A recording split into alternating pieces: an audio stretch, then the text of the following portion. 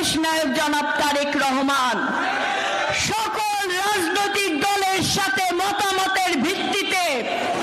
13 জুলাই 2024 গণ অভ্যুত্থানের আগেই ফ্যাসিবাদের বিরুদ্ধে দাঁড়িয়ে গণতন্ত্রকে পুনঃ প্রতিষ্ঠা করার জন্য আমার আপনার অধিকারকে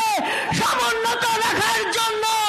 যিনি আমাদেরকে 31 দফা সংস্কার জাতির উদ্দেশ্যে ঘোষণা করেছে ভাইয়েরা,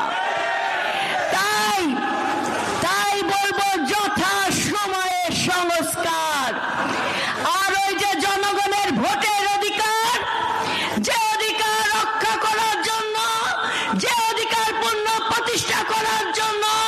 যার ধারক বাহক জাতীয়তাবাদী দল, যার ধারক ছিলেন শহীদ প্রেসিডেন্ট জিয়াউর রহমান, যিনি বাকশালকে ভেঙে দিয়ে বহুদলীয় গণতন্ত্র প্রবর্তন করেছেন, যে নেত্রী ফ্যাসিবাদ এরশাদের বিরুদ্ধে লড়াই করেছেন আপসীন ভাবে, যিনি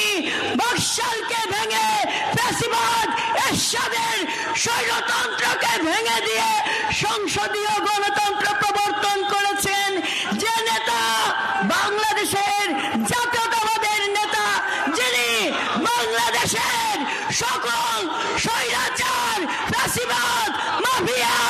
শেখ হাসিনার রাজত্বকে ভেঙে দিয়ে গুড়িয়ে দিয়ে ছাত্র জনতার এই অভ্যর্থনায় যিনি বাংলাদেশের মানুষের অধিকার প্রতিষ্ঠার জন্য একটি সুষ্ঠু অবাধ নির্বাচন চায়, তার জন্য আজকের এই সমাবেশ।